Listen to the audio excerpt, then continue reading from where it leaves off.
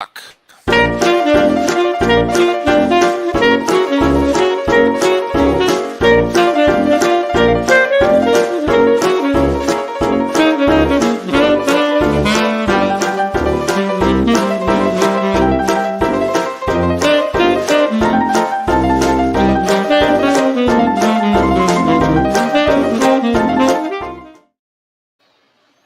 welcome back. Welcome back to the show. Welcome back to Chef. So we have an announcement to make, right? Yes, it's very, very sad, although it's very joyous as well. It's very sad. We're getting married. Yeah. This is our last show today. Of this one.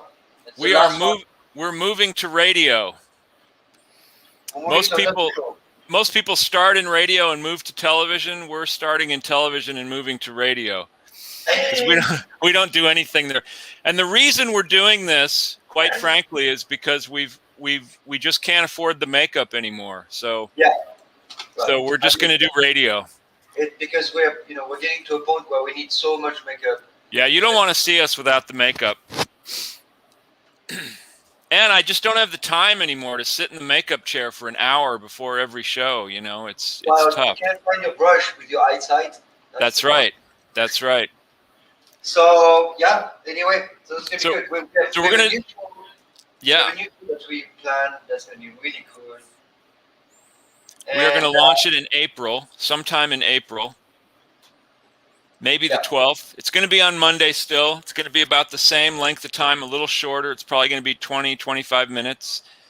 And it will be available wherever you get your favorite radio stations. So, bummer. Kenneth, look, it's his face. Wow.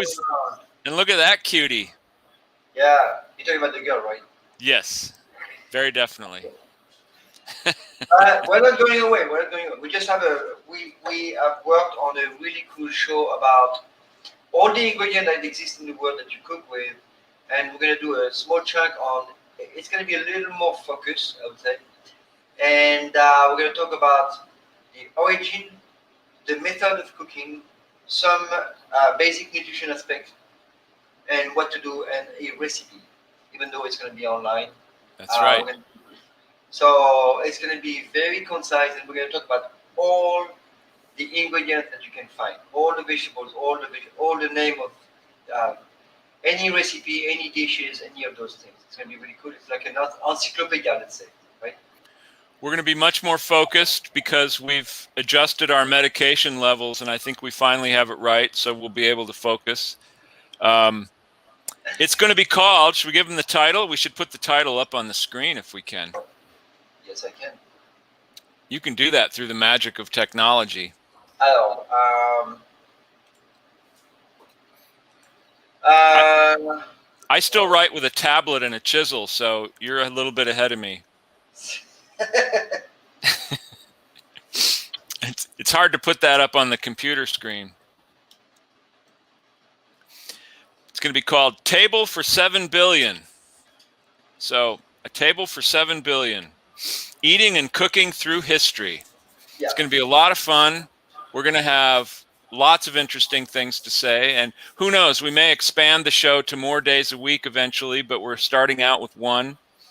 Yeah. And we're both so busy that it's hard to do it every day, or we would. Yeah, we wanted to do a daily show, but man, it's like the amount of work we have to pull, it's crazy. But we'll do once a week for now. And we'll talk about all the ingredients that exist in the world and what to do with them, where did they come from.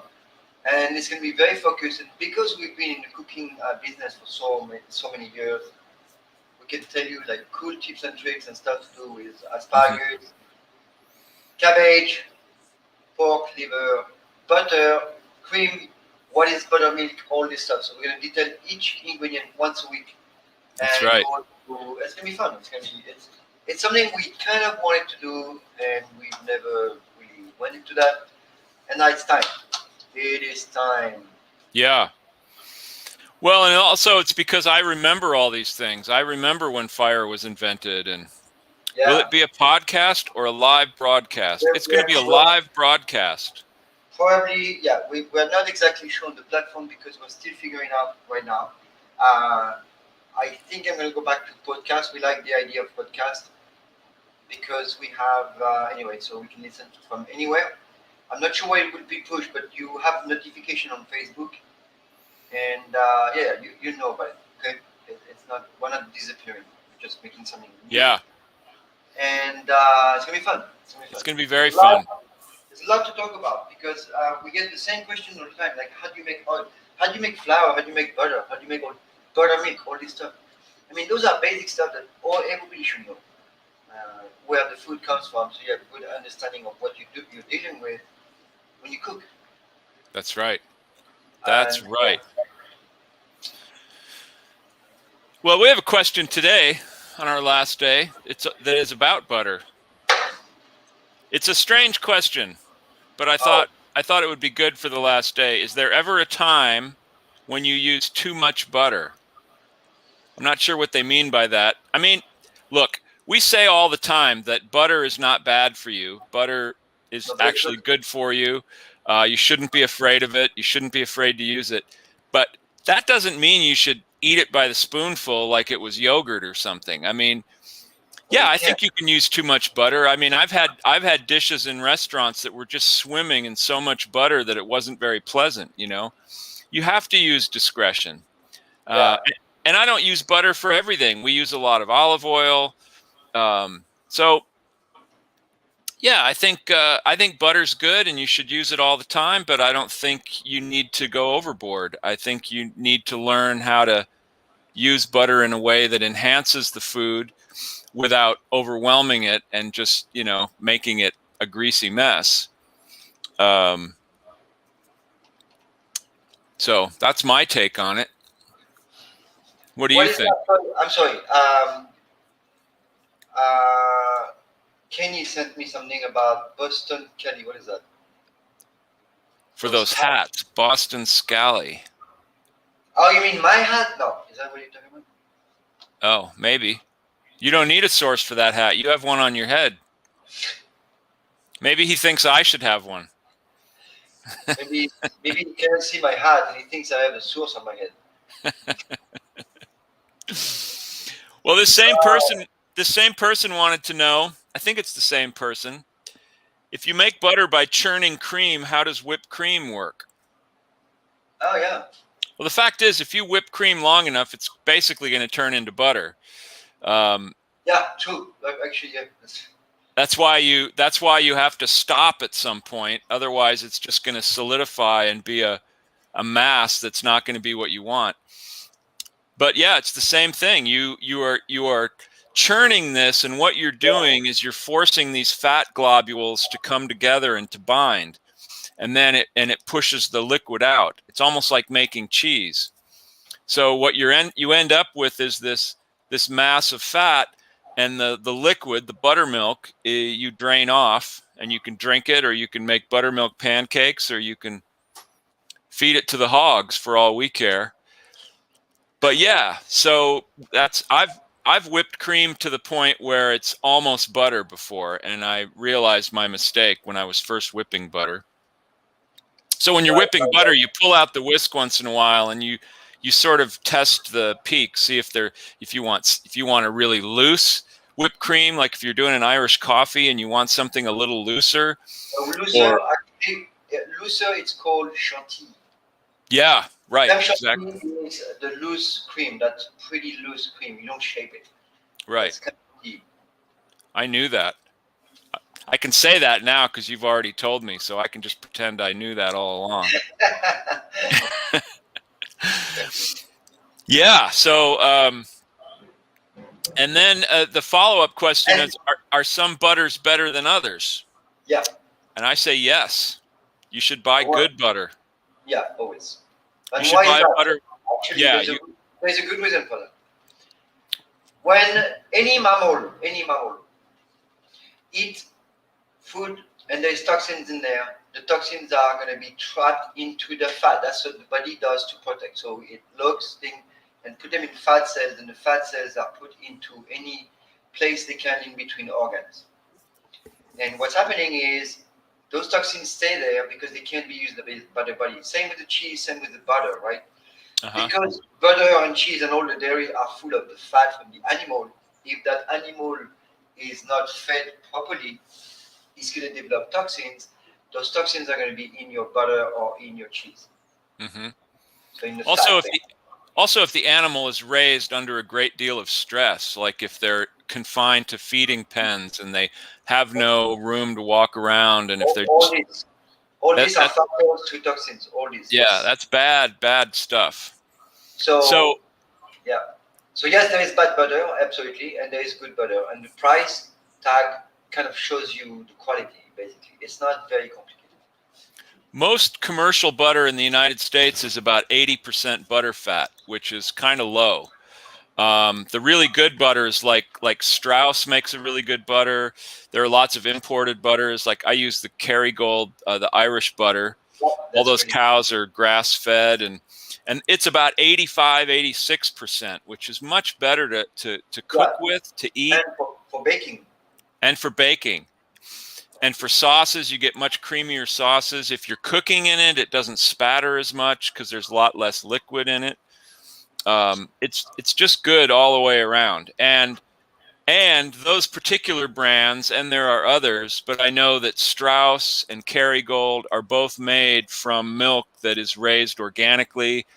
The Uh, milk, how do you raise milk? you pick it up off the counter and move it over here. Wow. Those are all grass-fed cows. They're cows with very, very low stress. They have happy lives, Yeah, and yeah, very and important. it creates a really good product.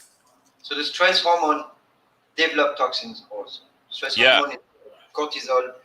Stress hormone is very, very important and very good for you at small dosage. Then it keeps too long in the blood, it becomes super negative. So that's yeah. why I mean, they active stress is good. When you pump, you go gym, you go do something that's very good. If it lasts, then it destroys you. It's interesting. right. And they say that one of the biggest health risks for humans, they talk about heart disease and they talk about, you know, various that what you eat and lack of exercise. But they say that stress is one of the major factors. So if you figure if stress has that kind of effect on us, you can Right. just imagine what it Same. does to dairy animals as well. It's the same thing. It's the same thing because the body comes in a very different stage. He's in flight or fight. So that means a lot of the elements in the body are shut down. So the blood and the heart can go really strong, but that is negative so for the rest of the body if it's acting too long.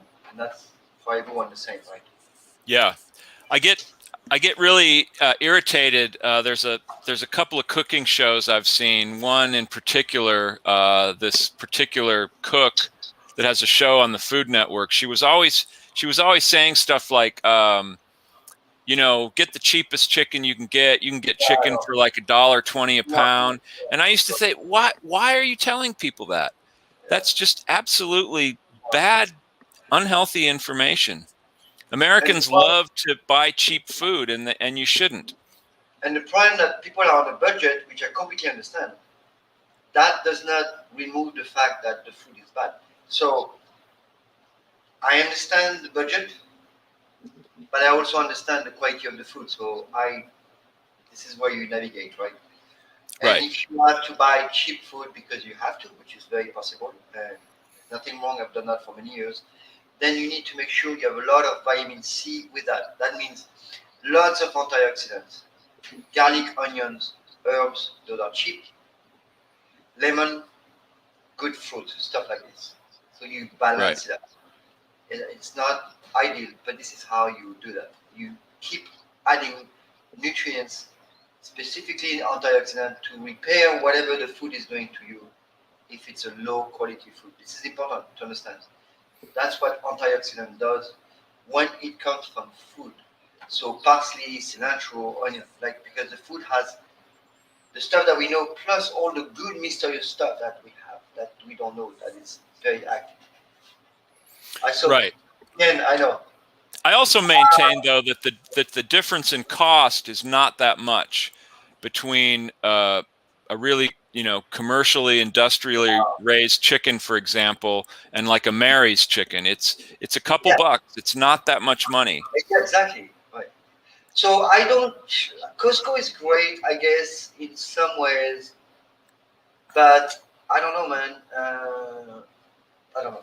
I'm sure. I mean, Costco has great product. I know that, but I don't know about the chicken. I mean, the difference between buying a base level Toyota and buying a Rolls Royce is pretty great. It's a big difference. I can't afford a Rolls Royce. Right, but I mean, But I think when you're talking about your food, a basic car can get you from point A to point B, but you shouldn't skimp on your food, especially if you can afford it. I mean, but you see, James, a car, I don't care. I really don't right. care about. That's what I mean. It's. Really don't. Oh yeah, right. Yeah. But I'm saying in terms of good food and bad food, the price isn't as big a difference as it is between other Oh yeah, luxury goods. right. Yeah. So for the chicken, the Costco chicken, I know for the Costco chicken, that's their thing. They don't make money of it on purpose because people come for the chicken. But they lose money on their chicken. I know that, but I don't think they lose enough money. Yeah. Not that they should lose more, but you have to give the best food possible to people when they buy hundreds of them. Because if you're not Right. doing that, you're poisoning them. And I'm not saying Costco is poisoning people. I'm just saying that they have great product, but their chicken, unless it's a really good chicken, which I don't know, Uh-huh. I would say be careful. Chicken is very dangerous, actually. Cheap chicken or bad chicken is not good. So that's my opinion. This is only an opinion, guys. You understand that there's no no way to know exactly how things work, but you have to think and think that if you buy something $5 or $6, it is not great. But you know what? Chicken's not that expensive. I bought 3 Mary's chicken thighs today with the skin, with the bone, and it was $6.50. Not a lot of money. Wow, that's cheap, but uncooked, right? Oh, Yeah, those are just there wow. were 3 small chicken thighs. So okay, a lot of people don't know how to cook a roasted chicken, which is very easy to do. Yes. And I wonder if you know what, James. Let's give you an idea. I think we should do a video sometime on one of the items that are really important, like cooking a whole chicken. This is really easy to do. It's one of the most basic things to Right. know. And people are very worried about it, but it's actually not that. You just shove in there. You can add stuff like I add butter to my skin. I add a lot of butter because it makes that skin so beautiful. You don't I do have too. to. You can just shove it up in there and salt and pepper and literally go in there. You have to understand the temperatures. So maybe let's talk about it for a minute. You start at 450, right? You get the color and then you reduce to what 375 until it's Yeah. done. That's what I do. Okay, and that's what like 40 minutes maybe altogether. We make a compound butter when we roast Yeah. a chicken. So we Right. chop up like thyme and sage and whatever Right. and mash it all into the butter, and then we shove that under the skin on the breast. So as the chicken roasts, that butter melts, of course, right away, and it just So- self-bastes the chicken. So the point And about all this. Sorry, Jim. no, that's it. It just makes for a nice juicy breast and adds a lot of flavor. So the point about all this is this. Today, we've seen what's happening with the COVID and all this crazy stuff that's happening. People are sick and not healthy. When they're healthy, they don't get sick, right? I mean, that's clear. That our innate immune system is working somehow. And that would be buying good food. And now, more than any time, it's time to really, really pay attention to our food and the way we cook and what we put in our body. This Mhm. is it. There's no alternative. You guys cannot be sick any longer. Uh, the US is not doing great because there's a lot of comorbidity here, and that's one of the reasons. It's people are not healthy. We need to pay for our food. That's right. For our food. I don't know how to like. What is a spatchcock? I'm a spatchcock convert of late. Is that where you kind of butterfly the Oh yeah, chicken? that's good. You know, Yeah. that's actually a, you know what, Kenny, that's actually a good idea. This is a super easy way to make the chicken, and all you need is to cut the top with the big scissors. That's it. There's And it's a no. little easier to handle too. Like if It's fast. It's easy. Good idea, Kenny. We're gonna miss you. Thank you, Kenny. We'll Yeah. we'll do a live show, by the way, Kenny. So you'll find us. I'll make sure that you know where we are. Just don't worry about it. I think a roast chicken too is one of those things where it's just a basic part of your repertoire. I mean, if people that want to know how to cook that don't have, they've Yeah. never cooked, to learn 5 or 6 or 7 dishes that they can do and just do them all the time. And eventually you're going to get good enough at those dishes, like we've talked about on the show, that you're going to start then experimenting and doing other stuff. But I think doing a good roast chicken is a great one. It's really, Absolutely. really basic. Yeah, because I buy spineless chicken. I don't like chicken to talk back to me. Do you remember that Far Side cartoon? They were the guys driving past the farm. There's just all these chickens just laying in a blob on the ground, and the sign says "Boneless Chicken Ranch." Yeah, I like chickens with a little backbone. I like them to stand up for themselves. I know. Like at Berkeley Bowl, there's a brand of chicken that's called Smart Chicken. Oh, I don't believe that. does it have apps? I mean, if they were smarter, they would not be in the case. Yeah. What do you think? Yeah, my experience with chickens, and I've been around live chickens a lot. They have brains about the size of a peanut, and so you can't have any real conversation with them. They're just too stupid, but they're nice. Yeah, so mine too. I love that cartoon. Farside, can you believe that Farside in one drawing is able to make you do a whole movie? Yeah. You have that's why it's so good. It's triggering you to imagine the rest of the story. My other favorite. Yeah. My other favorite one was my brother had it on his refrigerator when his boys were small, and it was a slide on the playground, and at the bottom of the slide there was this huge spider's web, and there were 2 spiders sitting there next to it, and one of them was saying, "Boy, if we pull this off, we're going to eat like kings."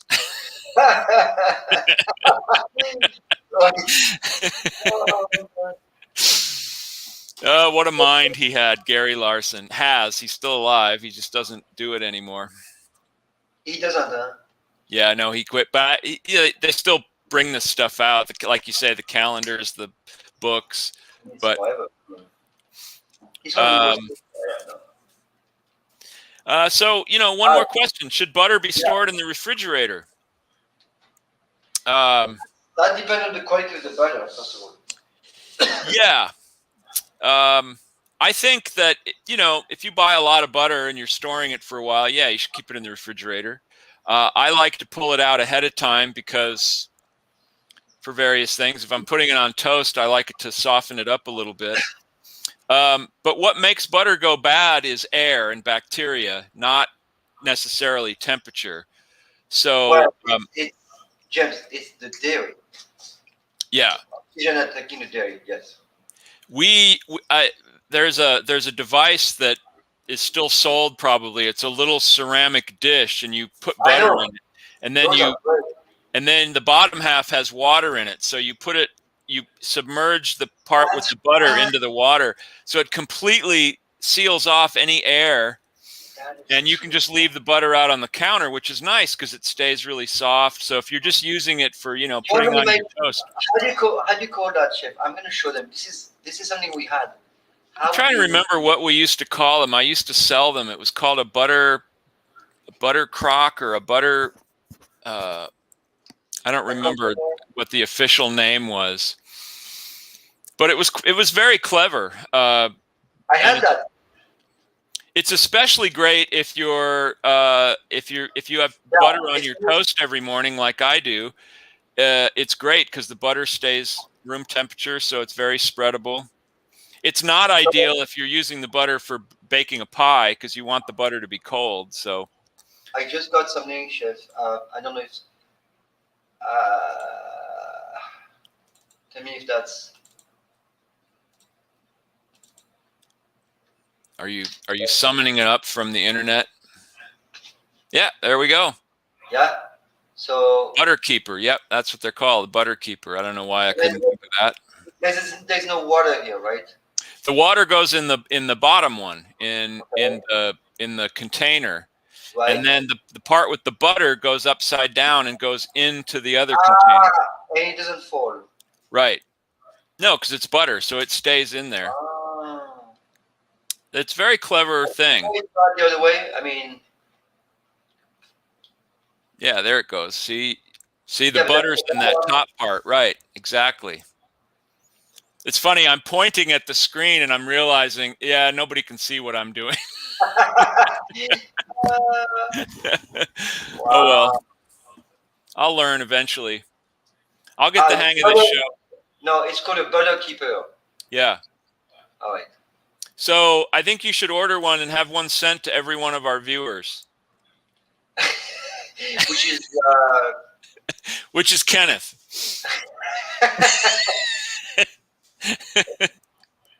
Oh, look at that! There's a drawing. Yeah, there's technique behind it. Yeah, somebody was clever. I think it's a really old idea. James, I don't think that thing goes. I think it goes on the. Do you think it goes like reverse? You can see in that picture that it has water in it. Yeah, see, there's a picture. Oh wow! Look at that. Yeah, the water seals the butter off, so no air can get to it. It's impossible. It's a very clever thing. I think it's an old idea. Oh yeah, no. I mean, because I've seen that. Wow. It's fermented kimchi that is in a wide mouth jar in a vacuum, and it's pretty awesome after a year. Yeah. Oh, I bet that's good. Boy, I'd put that on everything. Kimchi's so good and good for you too. It's good for you too. That's right. Well, that was good. Good job, yeah. Man. Oh. So by all means, cook with butter. Cook with butter. Eat butter. So when I cook with butter, though, I cook on very gentle heat. Yes. Otherwise, I would cook with oil first. Or if I cook with butter too hard, then what I'm going to do, I'm going to actually dump that butter and put fresh butter on my meal. Because burnt butter is not great. So it's kind of a waste. So I would say cook with some oil or a little butter, but then dump that. Well, that's why when I do a sauce for a steak, like if I deglaze the pan after I cook a steak with some wine, I'll usually finish it with butter. But what I do is I turn off the heat, take it off the heat, and then I throw in a little knob of butter and whisk it into the sauce, and it makes it real creamy. True. So that's what I learned to do. Ooh, but yeah, I always cook with very gentle heat when I cook eggs and things like that. But with butter, be careful, butter burns and it's not good. So unless you use clarified butter, which is why we do clarified butter, so we can cook on high heat. Higher heat, okay? And clarified butter, you're basically removing all the impurities. You're just leaving the pure fat. You're taking away the solids, the milk solids, and just leaving the fat. And that has a much, much higher cooking point, a much, much higher temperature it can take. Yeah. So, well, gosh, that's about all the time we have. And I'm going to leave now and go to Kenny's house and have some kimchi and breakfast. Oh, and a Japanese breakfast. Oh, I'm sad you missed that conversation too. We talked about what the Japanese eat for breakfast. I would tell you now, but I'm sorry, I can't. You'll have to go and look at all items. You'll have to spend money. Oh my God! Well, guys, it was a great adventure for the. But we're tired of the quarantine on Fire name because it's time Yeah. to like move on from that. Yeah, we don't want to talk about quarantine anymore. Enough with quarantine. It's too depressing, and we're ready for a much more informative and fun and positive. Not we're not positive, Yeah. but the name quarantine is not good, right? Let's just be straight now. We are definitely not positive. Let me be straight. Oh no! Yeah. All right, people. But we'll be Kenny, back. We're going to launch the new show in April. I'm not sure exactly when, maybe the 12th, but we'll keep, yeah. you're going to Probably post something on the Kitchen on Fire site. And Kenny, we will make sure that you know where we are. yes. And it was a pleasure to see you here, but we'll see you on the new show, okay? Yeah. And it's going to be in English also, so don't worry. I mean, some kind of English, right? Oh, now you tell me. All right. I'll be speaking Norwegian on the new show.